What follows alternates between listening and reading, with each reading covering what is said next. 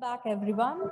A warm welcome to my dear Flow members gathered here, our special guests, and I also welcome Flow members Pan India who have joined us virtually.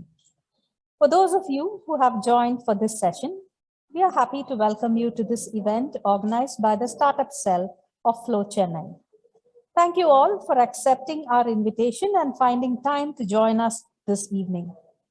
We are proud to have among us one of the most popular designers, Michael Foley, who has joined us virtually from Bangalore.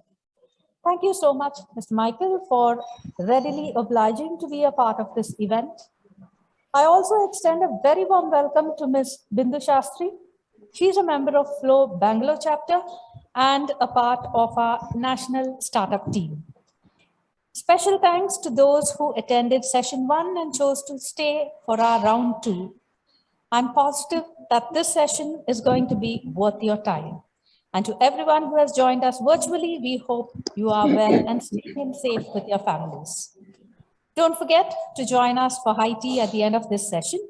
Now I hand it over to Bela Kotari to introduce our speaker for this session.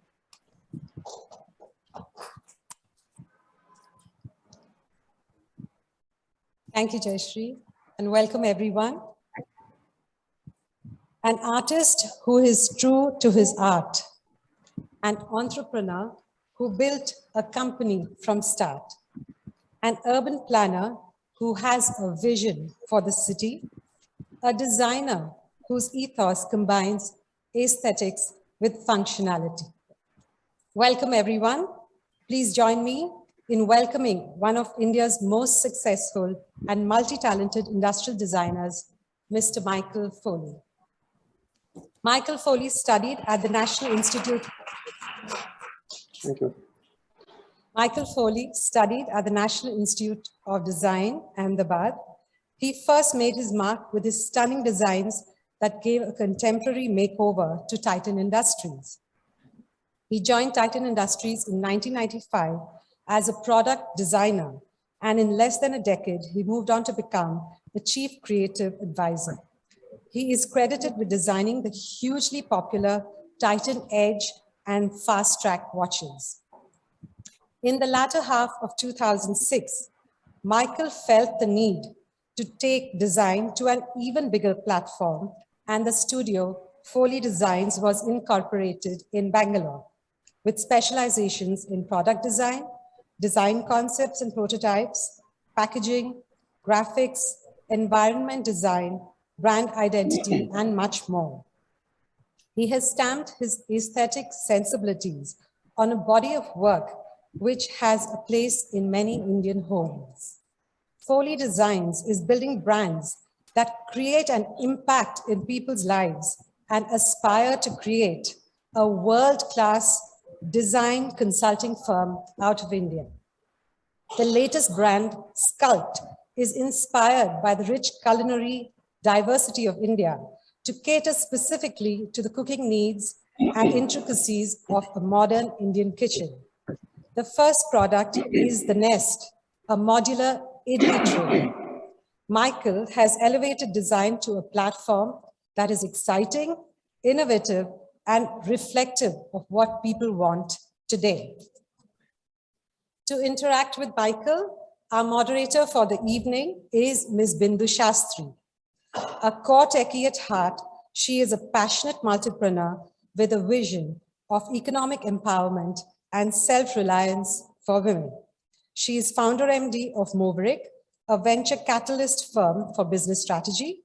She is co-founder and director at Rasodaya Enterprises Private Limited, manufacturers of agro-oriented, water-soluble fertilizers and industry-grade chemicals. She's founder and creative director of Sparkle Berries, a handmade line of eco-jewelry. Bilba Foundation is her philanthropic trust that promotes the cause of the girl child. Bindu is National Strategic Advisor with the Flow Startup Cell and has held several positions in the past within Flow. They both believe in innovation, in creativity, and realizing dreams by breaking barriers. It gives me great pleasure to welcome you both, Michael and Bindu. The floor is yours. Thank you. Thank you so much.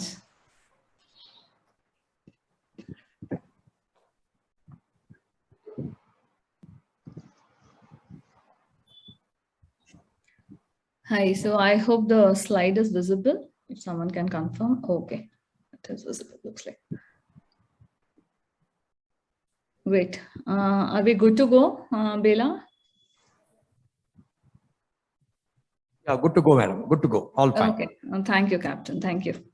Okay, so thank you so much for the introductions. Hello, Chennai. So we are logging in from Bangalore, both me and Mike this evening.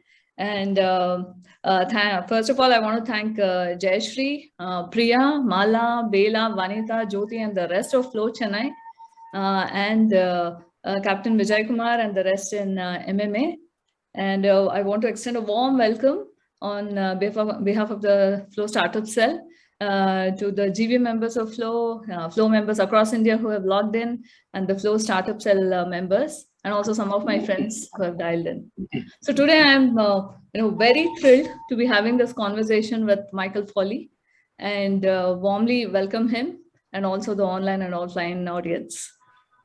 Thank So you. believe me, when me, Mike, and the rest of the team who put this together, so we were having our conversation on how to pick Mike's brains, with respect to the design aspects, with respect to his perspectives, what his views are, what his challenges have been. I mean, 45 minutes is in no way sufficient for this whole exercise on ideation, design, and his personal journey, and of course his stellar creations. And all these stunning creations, I am very happy to share the glimpses throughout our conversation. So even as Mike and me, aspects, so we'll be also sharing glimpses of his stunning designs. So I just wanted to set the expectation of the audience that. So Mike, they say that there are 3 responses to any piece of design. So yes, no, and wow. So of all the designs that I have seen, your designs fit into the 3rd category. And so we want to know how you got inspired, Mike, and why you pursued design, and how your amazing journey, has been crafted out all these years. So over to you, Mike. Well, thanks, Bindu. I think to start off early on, I don't think any of us would have had a straight path to where we are now. It has always been exploratory. So I think when I was a kid, I think important thing is I used to paint, I used to draw, I used to collect things, etc. And I think one of the things that kind of navigated me through this was this whole idea that this whole art form as such kind of got me to explore nature.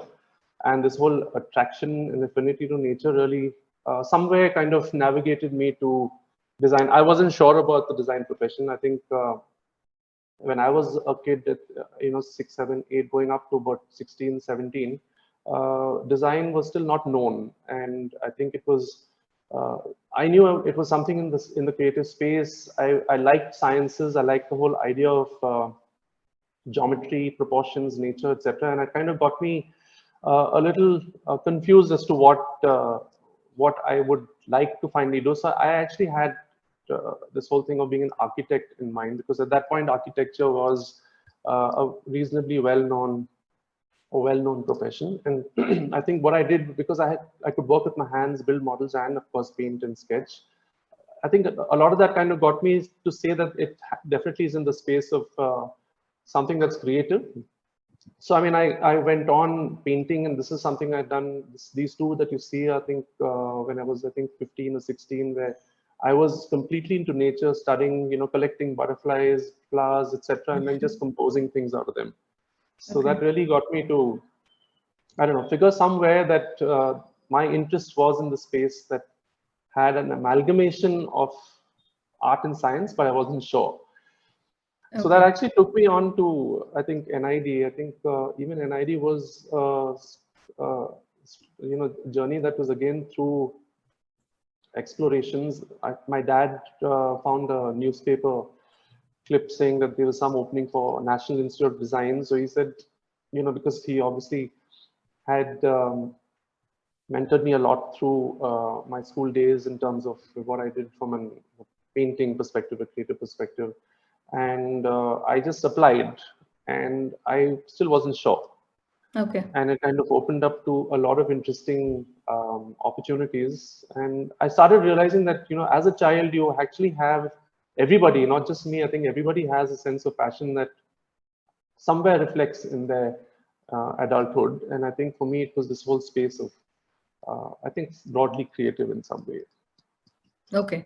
So can you just throw some light on this centerpiece that is displayed? Yeah, so I think when I was the first few years at NID was exploratory. Again, I thought I'd be doing graphic design, so I joined graphic design initially, and I realized that that wasn't the space for me, and I then shifted in the second year to product design, and that's where I found the sweet spot of what I could do artistically and two-dimensionally and three-dimensionally. So what you see in the Okay. center is actually a trophy that was done out of Wow. electrical cables. So I cut Wow. electrical cables and built these little miniature chairs. And these chairs are a classic design from NID. So I actually use that as one of the symbols for the trophy. And if you look Wow. at the one at the bottom, actually it's bangles that I had melted in the kiln in the ceramic studio. Yeah. And explored this water ripples as such. So I broke bangles, placed on a piece of glass, and then kind of just got them to almost slump them into glass. So it kind of opened me to this whole interesting space of mechanisms, materials, processes, and I think that's where I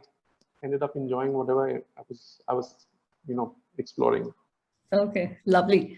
So this, I was wondering when I saw this, and for the benefit of the audience, of all the pictures that were shared, I did not have the heart to delete even one of them, because each one has a story behind it, and whatever piques our interest, we're going to quiz Mike today about what it is and the entire story behind it. So yeah, so moving on, how were the early days in your design career, Mike, and what was your experience as the creative head of Titan? So I think at the junction of ending my design studies as such, I mean, I actually was already in some way inspired by watches. I think it connected this whole idea of typography, of geometry, and proportions, and everything that I was really interested in. And I found that as a space that worked. I wasn't sure whether I would be able to do anything in it because I've never done anything in the space of watches. So I actually had this great affinity for typography and literally took that as my first stepping stone to design. What I did was really took a train to a couple of cities and then came down to Bangalore to search for an internship. And I went to HMT and I then finally went to Titan. And I found the team at Titan very inspired by what I had done, and nothing was related to watches, but they said, why don't you just give it a shot?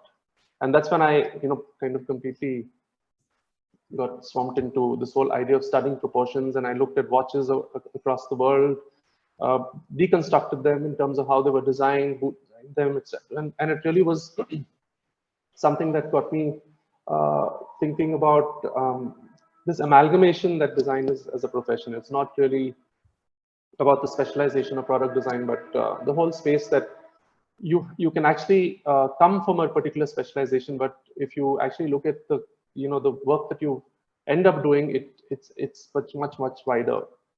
True. So to give you a sense, I think this whole my first introduction to design at Titan post my internship was designing the Tanishq word mark, and that was I mean, at that point, I mean, I give it a lot to the vision of the founder, Xerxes Desai. I think he kind of connected with anyone with an affinity for the arts and crafts, and in that sense, I started looking at typography, and it brought back typography back to me in some sense.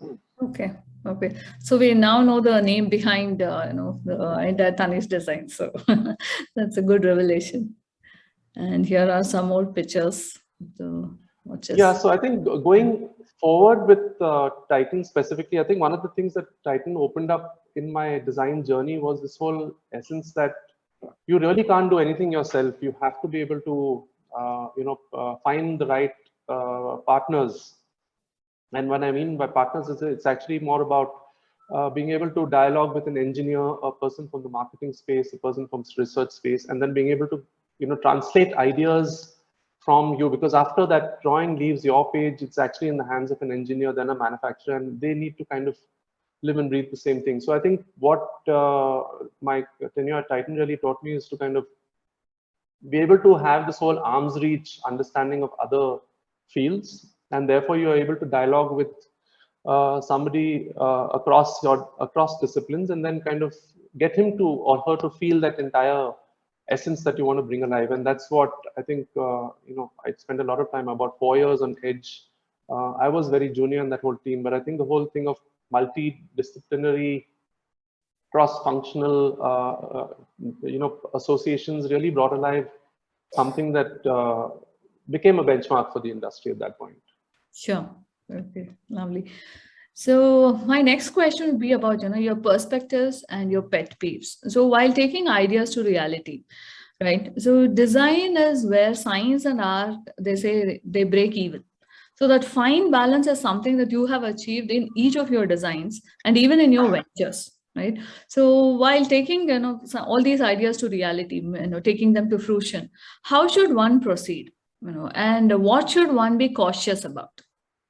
So I think important to have perspectives. Like if you're starting a journey in design as an entrepreneur, it's important to kind of be able to first, I think, be able to stand, for what you believe. And I think that really defines your entire journey in that space, because if you don't strongly believe in something, you kind of let it go at some point. And therefore, I mean, that's the first thing.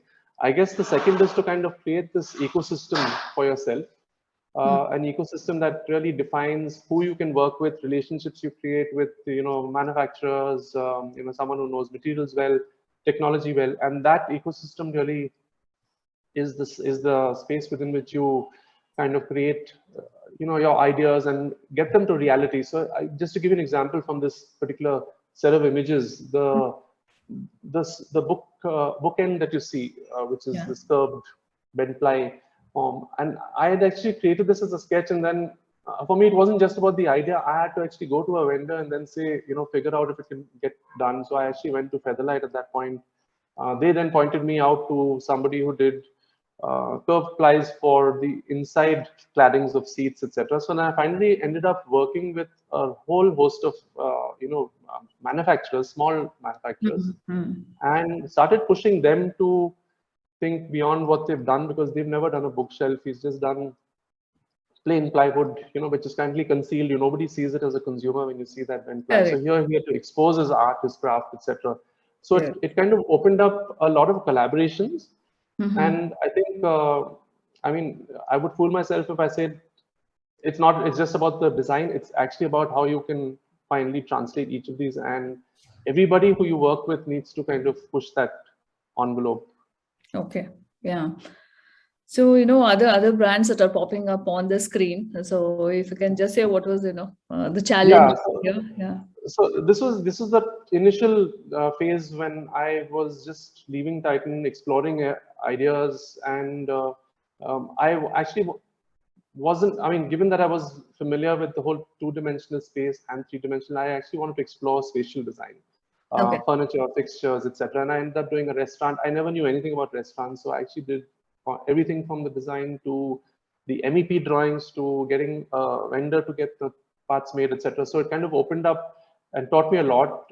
Cafe Coffee Day, the first identity and rollout of about, I think, 1,000 cafes for this whole look of trying to get young audiences into cafes again.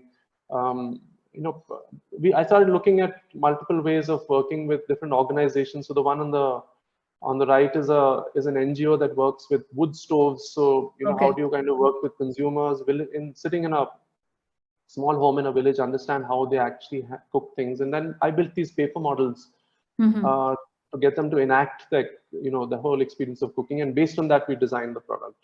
Okay. And CCD, for that matter, I tell you, it was second home for many of us entrepreneurs, because it was all welcoming. The entire design, it had that feel, that welcome feel. And I don't know how many thousands of meetings I would have had there. So I think just a little story on the whole purple that came into Coffee Day. I think the whole reason for that color to be brought in, I actually pushed this whole idea that, your lives change in a coffee shop. You sit across and talk about careers, jobs, marriages, everything. So it's something that so in a sense, there's a lot of creativity that's breathing with people in that space, not just the space itself. Yeah. And therefore, how do you express that? And therefore, I mean, I kind of looked at purple as an interesting twist to the Definitely conventional is. classical cafes as such. Yes, definitely. Okay, so on to the next one. So again, another confession is it's very tough to shortlist questions for Mike because I have some, maybe hundreds of questions. But then, due to time constraint, we have to restrict to a few very relevant and important areas. So one question on innovation and productization is a must. So Mike, when it comes to innovation, there may be generally there is a tussle.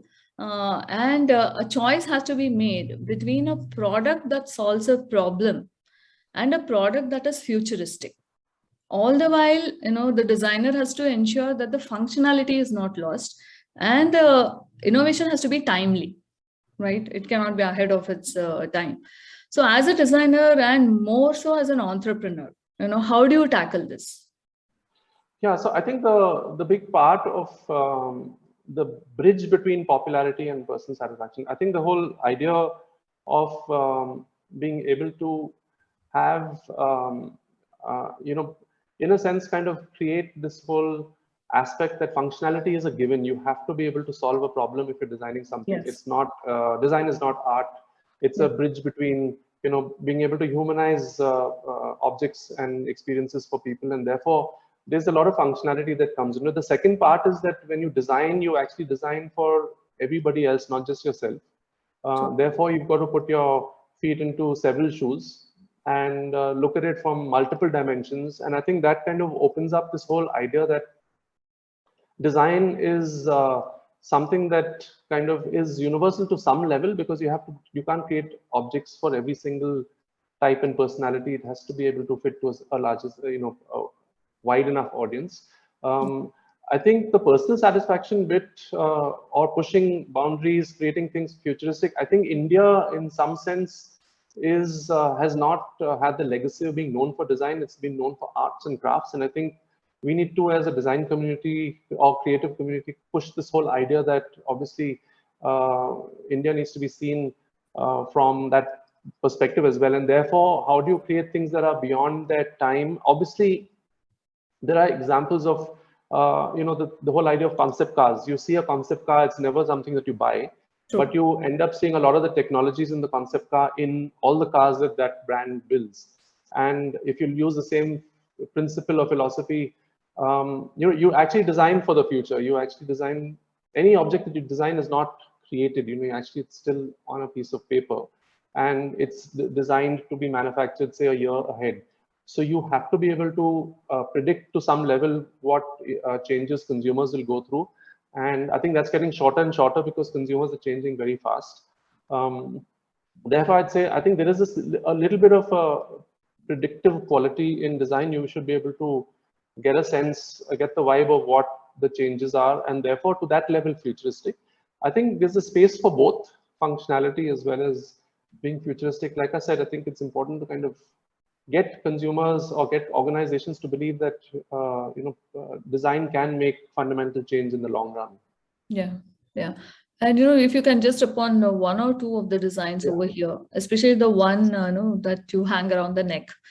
So this was done when Bluetooth was just about coming. This is about I think close to over 10 years, 10, 12, 15 years back. Okay. So this was a handset for women. Okay. And designed where there is a little bit of it connects with your mobile device, so you don't have to carry that, and you can pick up your phone calls using this pendant. So I was trying to look at this whole merger of jewelry and communication devices, and we created these leather electronic pieces. These actually worked, and they connected to a phone, and then you could speak through these within a radius of, I think, 30 meters. So in an office floor, for example, you could, you don't have to necessarily carry a phone and carry this around. So I think I was trying to see this whole bridge between categories, and therefore, how do you push the envelope in jewelry? How do you push the envelope in control devices? That center one is actually a remote, and it was done for a company that was looking at looking at tactile search. So you use your thumb to kind of, navigate something on a screen. And today, remotes do that a lot. So this was an exploration around that. Okay. And is that a mask? The top of That's the... a mask, yeah. So again, I think for me, it was very interesting to kind of, look at the whole drawing parallels. In this case, I was looking at masks for women. And how do I make masks acceptable? Because masks typically look very medicinal in some sense, very clinical, etc. Yeah. And we started looking at scarves, at ornamentation, at garments, etc., and seeing how we can use those processes and build masks. And the moment you do that, it opens up a completely different perspective to making masks itself. Okay, so I'm hopping over to your office pretty soon so that I can try out. You can use me as a bakra, so we can try out your new gadgets. I'll give you numbers. These look so gorgeous. Okay, I'm moving on. So yeah. So I think in the journey as a company, you kind of first obviously set a team. I was at a junction when I just said, is it freelance or is it setting up a studio? And when I set up a studio, for me, that was something that really seemed to align with me, because I had this whole sense of mentoring and how, you can't expand your vision unless you have many others who can understand, think, and live and breathe the same vision. And I think building a studio then expands this whole idea that a large number of creative professionals think similarly. And therefore, it expands to companies as well. You get to work with organizations who then create the same relationships with you. And that itself becomes a creative extension of your studio. For example, just to give you an example of this first image on the left, we started a long journey with Himalaya. We design a lot of their products for them. Okay. But it started with a design of a calendar. And I think the whole challenge then was, can you look at a visual form that combines science and herbs? So we looked at multiple ways of doing it, looked at geometry. Then we finally ended up on X-ray imagery, because X-ray has kind of defined science in some way symbolically. And we artistically actually colored these in. So this actually became the base for the visual identity for all the packaging that you see on Himalaya personal care. Okay. And it kind of opened up a whole bunch of opportunities. The others, I mean, we do a lot of work with startups as well, and organizations that have interesting ideas on technology, and they want a design team to help, almost like manifest that in the form of something that is a product. So we've had companies come to us with very, very basic mock-ups, and then we help them build, for example, this Bluetooth speaker, which is at the bottom. Okay. It's a Bluetooth speaker that connects onto any bulb socket in a room, and wirelessly gives you surround sound system. So we take a technology, help them with how we can best manufacture it, design it. So it's like a hand-holding exercise that goes right up to a pilot of a product. Okay. And because you mentioned both startups and mentoring, so, I was venturing into that topic. So what's your take on mentoring, especially in the design industry? Because, we do mentor designers who want to be entrepreneurs, among our flow members. And sometimes we do observe that there is some kind of insecurity, that holds them back. They do not open up to their mentors with their actual challenges. So if you can just, let us know about what do you think is the importance of mentors? So I think it's important to, we've gone through a lot of challenges ourselves. I mean, we've been at times financially really low, but the belief in the work that we do kind of carries you forward and gets you out of problems. I think mentoring really helps. That's why I do that as well, because it kind of gives you a guide in some sense, that an open guide who you can bounce things off, and it's not instructive in some way, but it's more inspiring and something that you can kind of build from.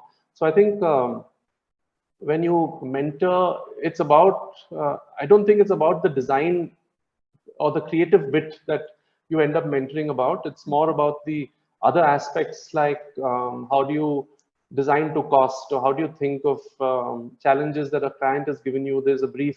Most designers, or many designers, think they're very restricted if a brief comes very constrained. Yes. But how do you get them to openly think and still push the boundaries? And I think that's where mentoring helps. And I think it also makes designers or any creative professional far more rounded when you mentor with somebody who's got a lot more experience. And I think it's more about the other aspects. It never is always about the creative aspect. It's more about everything else, because you've gone through the ups and downs, and how do you kind of get them to see the same thing and make them learn to fail. I think failure is a big part that most professionals are scared of. And I think I see failure as an iterative way towards perfection. So in some sense, it's if you fail, you kind of get up and you work on it and you get it better. And the more you do this, the better everything gets. And I think we allow that to happen, and we see that designers see their flaws and fail early enough, because you can't fail when you're actually practicing far into your profession. You need to kind of figure methods and mechanisms to keep improving and not at the cost of a client's. A client can't pay you something and then say you couldn't do it well enough. So I think we've kind of built enough mentoring in that sense to kind of help designers maybe at the early stages to kind of navigate through their profession as such. Yeah, absolutely. Especially the points about failure and iterative manner in which finally you get the result that is desired. So if you can give us let us know about some real life scenario where something like a critical point or a turning point where which made you that much more resilient. Yeah, so I think in some of the earlier projects, we had to also convince clients about our capabilities, because when I came out of Titan, people felt that I was just a watch designer, and they had read about me purely about watches. And at each stage, one had to prove to them that you could do more than that. And I think that journey went on for some time, but it kind of helped because it opened up a lot of the clients' minds as well, as to allow a person to kind of express their capabilities to a certain level. And then I mean, nothing is independent. You don't end up failing once you kind of break your design process into enough steps where you keep failing at smaller steps and then you keep moving forward. So I think some of the earlier packaging work that we did was areas that we just didn't get what the client wanted, and it ended up with, and very often this is early stages where a client is not able to articulate exactly what aesthetically doesn't work. So they might just say this doesn't look nice, or it looks very similar to something else, and you have to then decipher exactly or read between the lines, basically, because everybody is not articulate with feedback. And that's one challenge that ends up making you iterate a lot. In some cases, we've done 20, 30 iterations to get one right. And suddenly you see this whole eureka moment where the client says that he really loves it. And then we have to deconstruct that to figure out, what was what right is about it it. yeah. So the more we did that, the more we figured out, and the more we preempted what clients would like. And I think it was important for us not to see clients as constraints, but more you're designing for a brand. The brand has a philosophy. You've got to fit into that philosophy, but they're not curtailing your creative freedom. They're saying you can do the best thing possible. And most often we get these briefs saying we want the iPod off, or we want the iPhone off, and it could be a stove, it could be something else.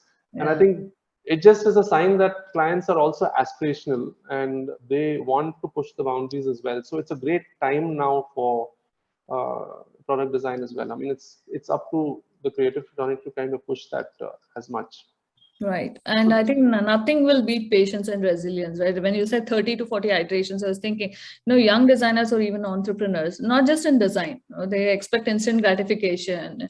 Immediately, they expect that, something is going to be. I think that's true. It's in fact, that's even more prevalent now. Correct. So I think we kind of push to iterate as much and, be patient about the fact that you haven't got it yet. Right. So I think, a good example for in some way of maybe how we kind of push the boundaries on I think collaboration, not just the creative part of it, but the baton was a good example of how we were a small company, but we managed to get the right partnerships. We won the bid for the baton, and it was about just taking that risk, saying that we can make this. I mean, we didn't have the capability to manufacture a baton with electronics and everything in house, but we said, let's just do it. We should be able to do it.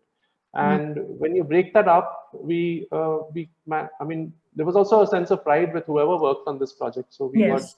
Bharat Electronics to get the technology done. We got Titan to help us with the machining. Tanishq did the leaf, the gold leaf on top, and purely out of pride. I think it's more pride than anything else. And I think that kind of brought. I think what it kind of surfaced up is if collaboration. All collaborations don't work. Right. But if you have like-minded mindsets, collaborations work. And this one worked from that perspective. I think it's important for designers to realize, this is a good example where as a studio, we would not have been able to do this unless we had collaborations. It's I think for the impossible. benefit of the audience, this was done for the Commonwealth Games, right? This is this is the Commonwealth Games baton, and we kind of come up with a far-fetched idea. We said we didn't know how we do it. We actually said we'll pick soil from every state of India. Oh wow! And, Okay, we those were are the given- soil bits. Okay. Yeah, we were given 8 months to do it from winning the bid to the games. So there was a deadline. So it was a client deadline that couldn't change because the games can't be pushed. So we had to break our processes and have enough redundancies to kind of not fail at the end of it, but to fail at multiple points. So we got the Indian Army to, pick the soil for us. Dad helped. He's Oh from the wow! Army, so he Okay. kind of, in 1 month's time, we got the Army to pick us soil from Andamans to Leh, and we kind of worked with another company in Chennai, Kabarangam. We get to use their lab to kind of convert soil impregnated onto fabric. We worked with a small security hologram manufacturer. So it was just a wide net of very interesting partners who were all. We should make a story just out of this, Mike. It sounds so great. Yeah. So this had a good set of, from idea to reality, it was a really good story. Yeah. And it kind of brought this whole, I thought that India is known about their historic legacy, but you don't see India as the future. And in some way, we wanted the baton to kind of define the future. So technology was an important part.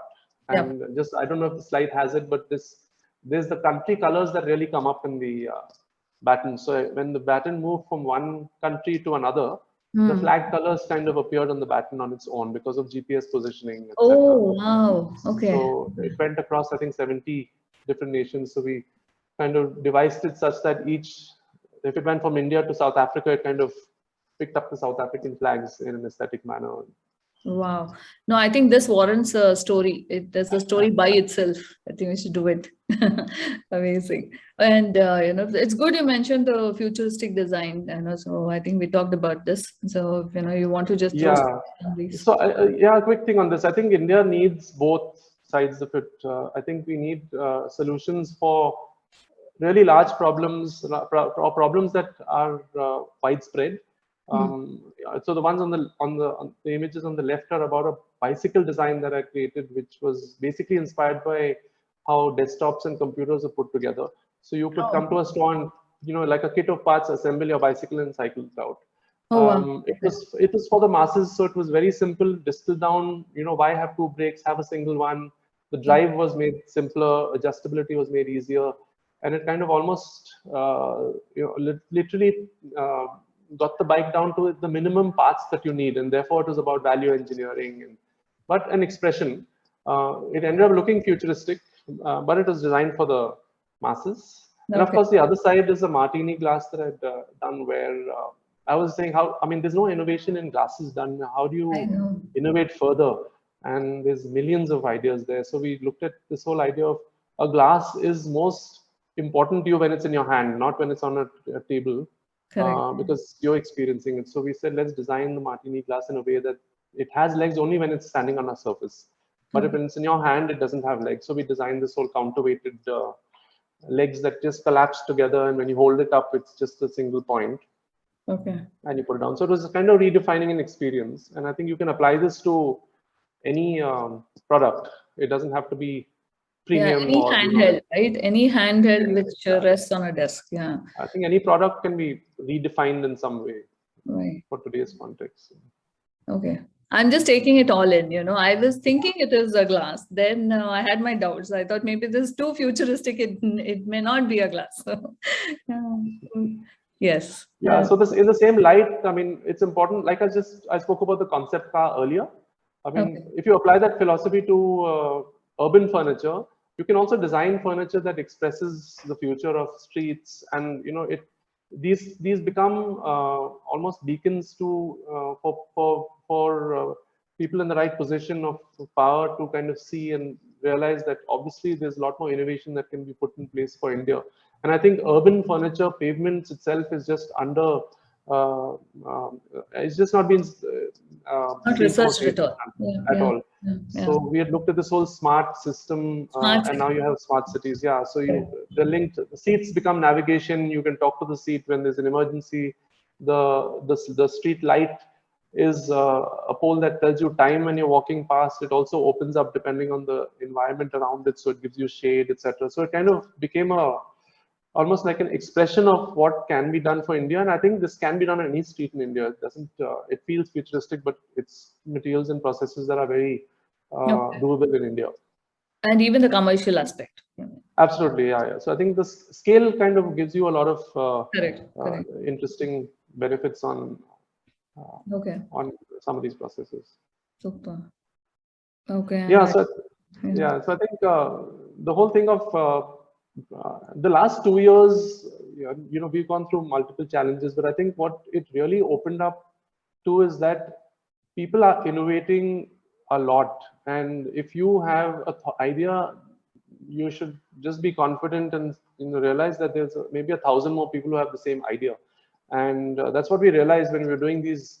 And everything was happening literally overnight. So when we designed the cardboard bed, there was already something happening with 5 other vendors, and they were doing, ideas that are similar. I wouldn't say the same, but Yeah. obviously it's a sign that this kind of a challenging time kind of pushes everybody to kind of be a lot more creative. And I think that's what really came out in the last 2 years.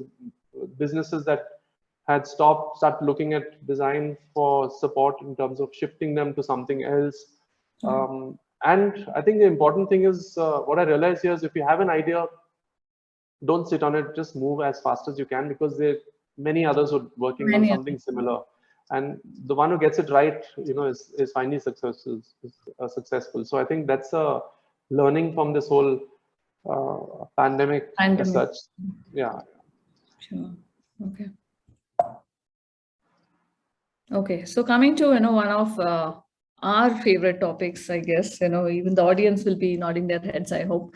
So at Flow, our mission is to empower women across all strata, from grassroots to mid-level to boardrooms, and of course, entrepreneurship. And that is the basic mantra of the Flow startup cell. So coming to the domain of design, what are the unique challenges that women designers face, or designer entrepreneurs, if I can call them that? So what would your advice be to these women? And I'm sure some are there in the audience, whether offline or online today. And what would you advise, Mike? What do you think? Yeah, so I think unlike say some of the other professions I know, I think design in itself has been pretty inclusive. And as I see it, when I was at NID, it was about a 50-50 boys and girls when we joined. And but industrial design was 1 girl and 5 boys, literally. It was more in graphic design. So I think one of the things about these areas, certain areas like industrial design, engineering, etc., have typically not seen as many women entrepreneurs in that space as, say, in communication design or in any of the other maybe more digital design space. So I think one of the things is to it's a time when I think men and women are seen equally, obviously, But the challenges that I see are, even if you have a family, I think the woman ends up being the caregiver, primary caregiver of a child. So there are challenges of multitasking. And I think that's far higher for women than for men. But what we realized is that over the last 2 years, most in the creative field have realized working from home has an equation. It works for some, doesn't work for some. True. But I think it's important, like I said, to kind of maybe create your set of your ecosystem, like I mentioned earlier, that allows you to either, whether it's the mentorship, whether it's translation of ideas, who do you look forward for conversion of things.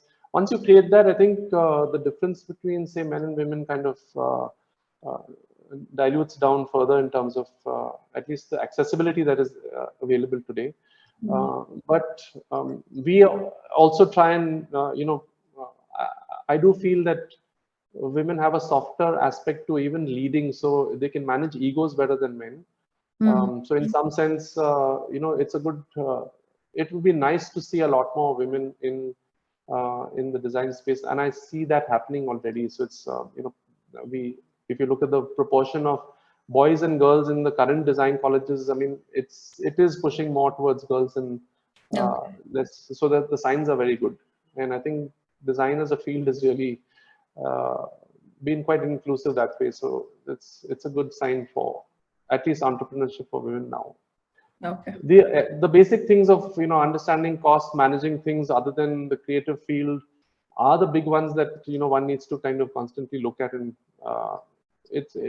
each person has a solution. I think if you find the right mentor or you find the right partner, I think that kind of that dynamic is different for each individual in the creative space. And I think once you set that, I think the space is completely open to kind of conquer. Yeah, I think, they have to reach out more and leverage whatever resources are available. So, yeah. And we'll be in touch with you, Mike, because you mentioned mentoring so many times, and we do have our designer entrepreneurs. So, we'd love to have one session with you for that as well. Sure, absolutely. Thank you. So, coming to the force behind it all, your family. So we'd love to know about your family as well and how they've been supportive. Yeah, so I think if you look at the past and present as such, so I think my parents did a lot to kind of, at a time when I would say engineering and medicine were the only professions that you would have to even think about.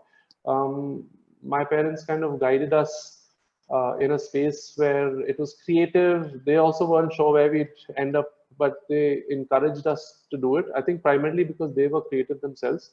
My dad and mom both paint, and I think we kind of picked a lot of our interest in crafts and etc. From there. And I think that openness kind of got us into the streams that we are in today. We also traveled a lot. I think given the army background, we traveled a lot and we got accustomed to change very fast. And that was a big virtue, especially when you're an entrepreneur, you should be able to adapt to change. You should be able to take risks very fast. And, a lot of that openness kind of came there.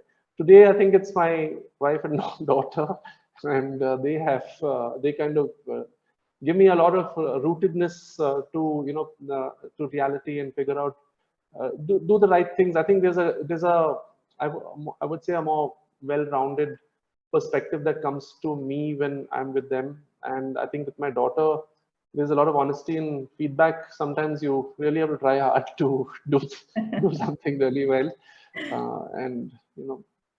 So I think it's a lot more holistic now in terms of, there's a lot more to design. It's about career is one part, but I think you need to build a lot of facets to life. And I think that's something that I see more with my family. Okay. Thanks for sharing that with us, Mike. And, just a peek into the future, you have multiple ventures and each of them have diverse solutions and diverse designs. So, a sneak peek into that. So if you can walk us through. So I think given the consulting background and what we've done for clients, we said we've learned adequately to kind of understand what consumers would want or desire. And that kind of got us to build brands. So we built Tilt, we built Sculpt, we've kind of constantly looking at how we can kind of reach out to consumers directly. I think we currently as a studio reach out through companies and brands we design for, and then the brands land up in consumers' homes. So the dream has always been for a consumer or a user to kind of experience something directly from us. And that's how we kind of, at least that's what we have panned our future out as. Consulting has given us a good leverage of understanding the consumer. Now, can we create something innovative? So we created some very interesting products, tableware, chandeliers. We started innovating in-house to understand materials well. I mean, that's an arecanut slipper that's just made out of one sheet that's just hardened and curled. So it's an exciting time now. I mean, it's challenging as well, because a lot of this is effort that, again, I mean, this whole learning of failing comes back here, because you've got to, break things down to the smallest details, because everything is your own investment. And now you really realize what clients go through, because they have to spend on every failure. If you go wrong, if a market design has not worked in the market, they've got to redo it completely. And it goes back to manufacturing, the costs and investments made everywhere. So I think it's a time when, I think for us, exciting, because there's a lot of creative dimensions to it, but we'll have to tread that quite carefully so we can get things right. Yeah. So one of the initiatives we said, I mean, apart, let's give back in some way. I think we created this whole idea of peace, a piece of India, a piece of some part of, so we started this thought on, can we create an authentic souvenir brand and build things that have a consciousness to it as well. So we took conservation as the first theme, and we actually want to go into heritage architecture next, and then culture, etc. And we created these miniature objects of, as conversation pieces about, the whole ecological balance, and how every animal, flora, fauna, etc., all have a strong role to play in our lives. And that whole ecological balance is what we wanted to kind of, express symbolically. And we're creating a line there around that at this point. Okay, this looks fabulous, Mike. And this is, I know this is the talk of the town. So I think I'll let you speak about the idli. So over the years, I think we've always been, it's almost like air. You realize these problems when someone tells you this. It's around you. So I mean, every state has a different. In fact, every 100 kilometers has a different culinary experience. Whether it's the way you cook, whether it's the kind of ingredients.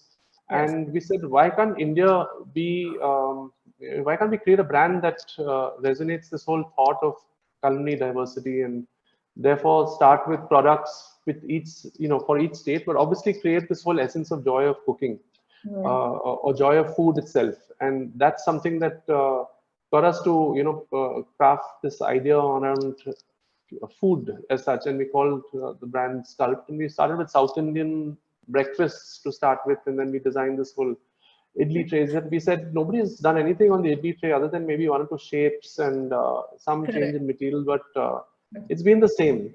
So we said, we looked at that, and the more we looked at it, something somewhere clicked, and we said, there's no flexibility in this whole space. And how do you? There were multiple problems we were looking at, and then design this tray that is modular in some way. So it is separate pieces that stack up, literally like a Lego kit. And depending on the pressure cooker you have, you can actually stack it up to 3 layers, 4 layers, etc. So it creates a lot of flexibility, versatility. It's easier to clean. It makes it a little more fun. We can actually now innovate further on this. So all these products are actually there to kind of create a larger line of products around them. So the thought is to kind of bring back, an interesting way of rethinking possibly steamers. How do we widen this whole experience of just looking from the lens of bringing back joy of eating, cooking, serving, etc. And we kind of this is the first product, and this is not the last. So we'll have many more hopefully to come out soon. Looks very interesting. And for the ladles, is it? Yeah. So these are for dosas, and you have these magnetically clipped smaller spoons. They just stick onto the handle.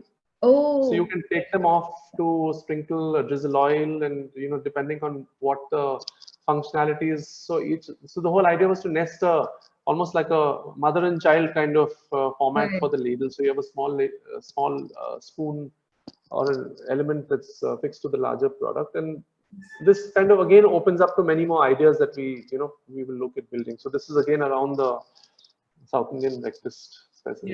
Yes. Pretty exciting stuff, Mike. So I'm coming over pretty soon to your studio. Okay, I think I'll pause here, and I think we're doing good on time. So next bit will be pretty interesting. So that's the rapid fire, and we'll see how Mike is going to fare in this. So Captain, are we okay? Shall we proceed to this section?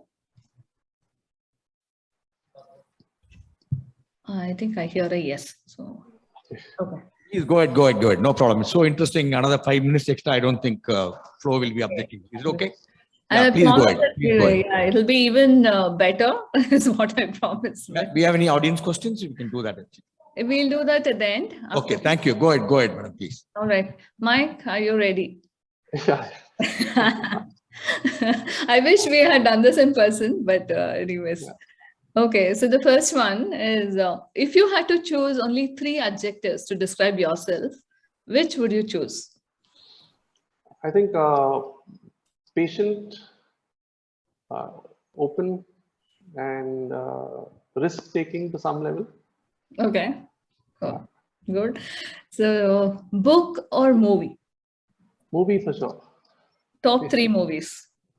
Oh gosh, all of them are old. There's Jungle Book. There's the Star Wars series.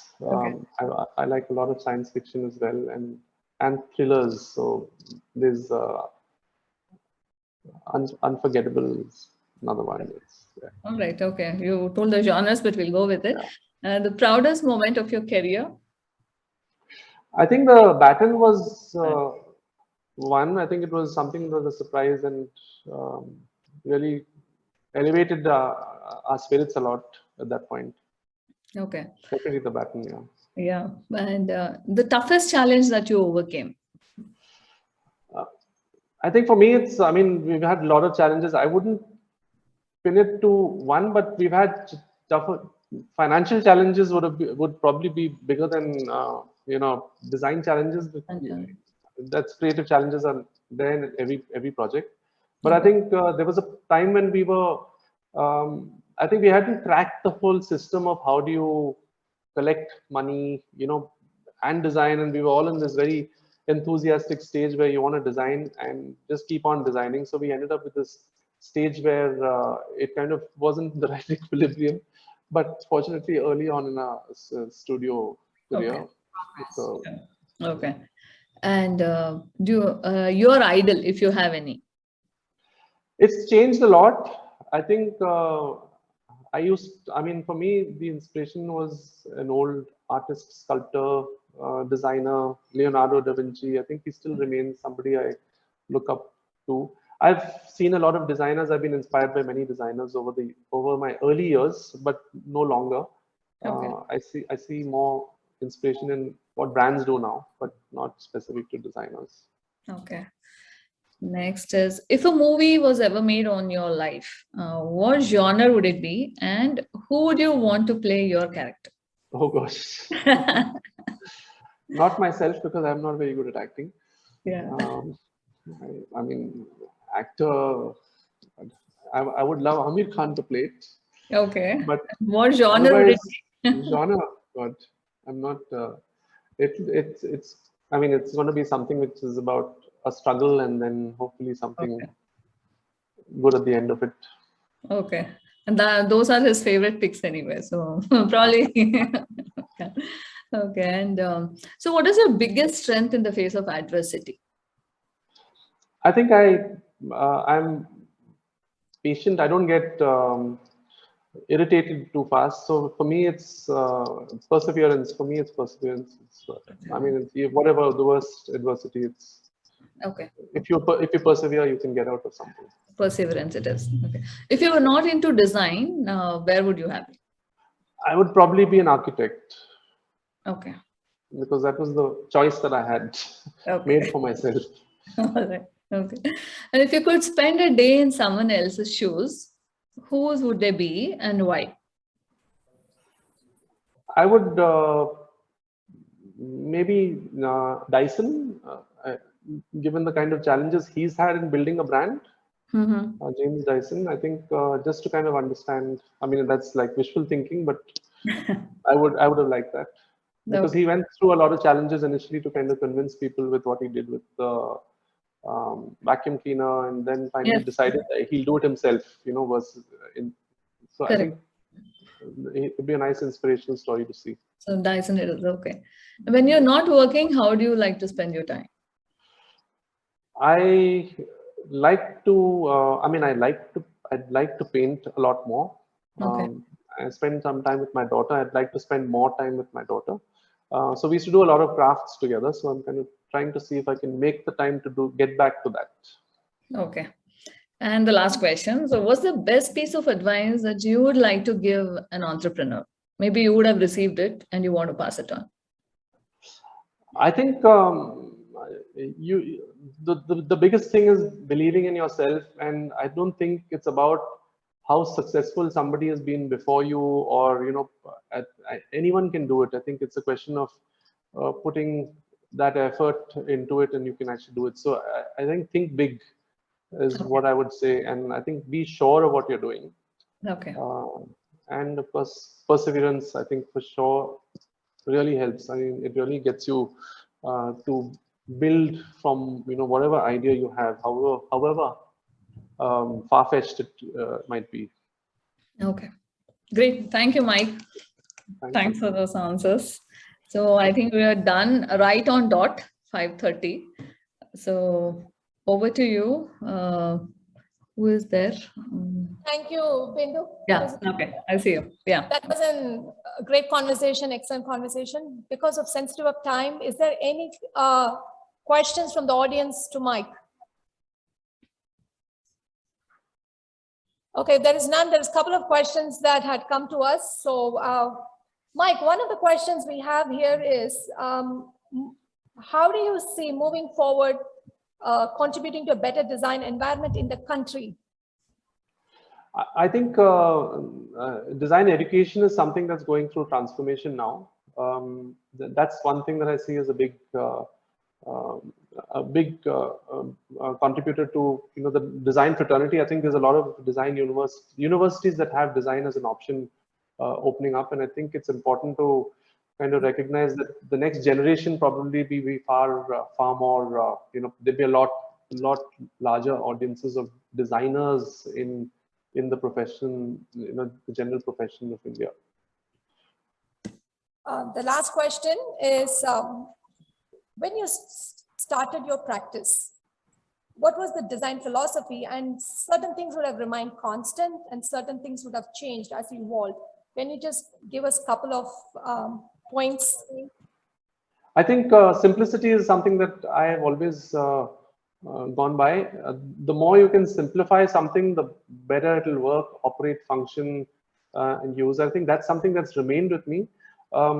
What's changed is I think consumers' preferences are changing much faster than they used to earlier, and therefore, how do you kind of reinvent yourself every time you kind of design something for the same consumer? So I think reinventing yourself has become a bigger challenge now, or a bigger need as such. And I think it's still a question of how do you make things simple, far more intuitive, easy to use. Gone are the days of user manuals. So I think that remains from a broader perspective. Super. Thank you very much, Mike. And over to Mala Chandra for a vote of thanks. Mala.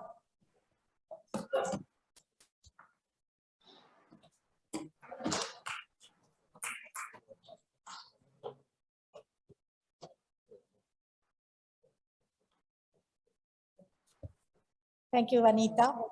I am so honored to be able to present the vote of thanks today on behalf of our chairperson, Ms. Jayashree Ravi, MMA Captain Vijay Kumar, floor members, past presidents, past chairs, GB members, and everybody who attended in person today, as well as online.